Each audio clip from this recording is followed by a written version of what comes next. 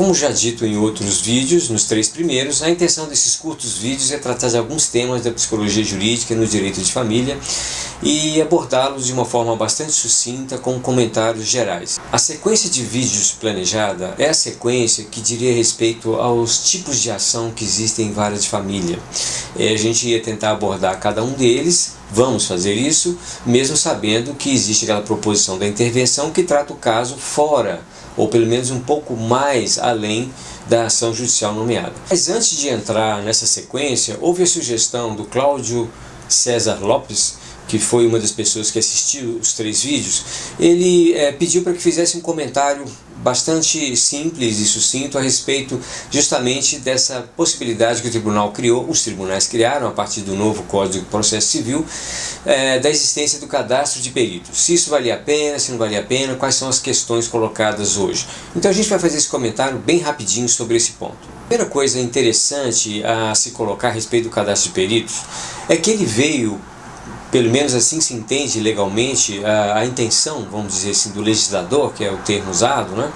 Se entende que ali havia uma tentativa de formalizar um pouco o encaminhamento de um juiz para o trabalho de um perito, por exemplo, em vara de família ou em outras situações. Como está dito no vídeo 2, o cadastro de peritos está previsto no novo Código de Processo Civil, no artigo que vai aparecer agora, e diz respeito a isso.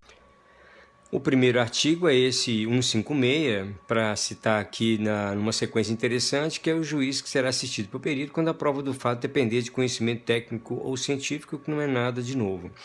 E aí, para começar o que a gente está tratando, os peritos serão nomeados entre os profissionais legalmente habilitados e os órgãos técnicos ou científicos devidamente inscritos em cadastros mantido pelo tribunal ao qual o juiz está vinculado. E aí, citando o parágrafo 2, então, para a formação do cadastro, os tribunais devem realizar consulta pública, ter a divulgação na rede mundial de computadores ou jornal de grande circulação, além de consulta direta à universidade, conselho de classe, Ministério Público, Defensoria e Ordem dos Advogados do Brasil.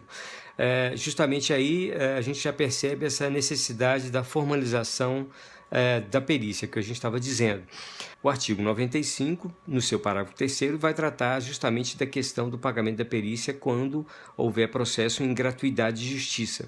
E aí, só para citar também, nesse inciso 1, está prevendo que será custeada com recursos alocados no orçamento do ente público e realizada por servidor do Poder Judiciário ou por órgão público conveniado. Paga com recursos alocados do orçamento da União, do Estado, do Distrito e tal, etc. É aqui que está previsto justamente essa tabela com que o tribunal vai lidar para fazer o pagamento aos peritos do cadastro de peritos. Quais as questões em relação a isso, a questão do cadastro de peritos que os tribunais devem manter? A primeira questão, a gente vai abordar a questão, aquilo que é chamado de intenção do legislador, se a gente puder dizer assim. Qual a questão em relação a isso? Bom, a proposta legal parece ter como direção o fato de a tentativa de formalizar um pouco esse campo da perícia, que é um campo que passa muito por uma questão muitas vezes pessoal, de indicação pessoal, de relações outras que não são relações eminentemente profissionais, ou pelo menos assim de preferência. Existem diversas questões em torno da indicação de um perito por um juiz. Ele continua tendo essa prerrogativa, mas a tentativa de fazer um cadastro veio no intuito de formalizar um pouco isso. Ou seja, os tribunais têm que abrir a inscrição para esse cadastro, o cadastro tem que ser preenchido com profissionais regularmente ligados aos seus órgãos de classe, etc, etc. Esse cadastro é revisto, essa é a previsão legal, de tempos em tempos, e é um cadastro que serve não só para indicação de perícias particulares, essa é a ideia, como também de perícias gratuitas, em que o Estado vai ter então um aporte, uma verba que ele vai poder pagar a realização de cada perícia que nos processos de justiça gratuita em que as pessoas não podem pagar os honorários do perito. Então, no sentido de formalização, isso parece interessante. Bom, a outra questão que está em torno desse cadastro, o tribunal abriu a possibilidade de se cadastrar, várias pessoas fazem parte agora desse cadastro, têm recebido processos em direitos de família, por exemplo, que é o campo que estou abordando aqui. Quais as questões que tem em relação a uma equipe que pertença ao tribunal, de servidores concursados?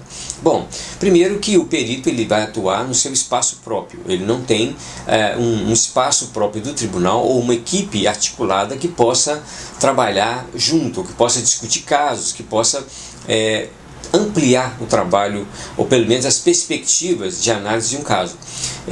O perito, no cadastro, ele vai trabalhar eminentemente preso à ideia de perícia no Código de Processo Civil, que já é uma questão polêmica para a psicologia, em função de que as previsões legais sobre o que o perito pode ou não pode fazer, ou a forma dele se conduzir dentro da formalidade do processo, é algo muito limitado, como nós já tratamos no vídeo 2, e comparando com a equipe interdisciplinar ou multidisciplinar.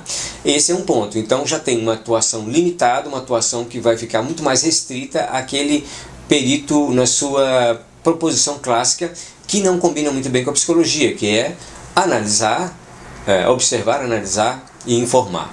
Ao mesmo tempo, a gente pensa que eles vão estar fazendo trabalhos independentes. Muito bem. A equipe interdisciplinar, que faz parte dos fóruns, eles também fazem trabalhos independentes.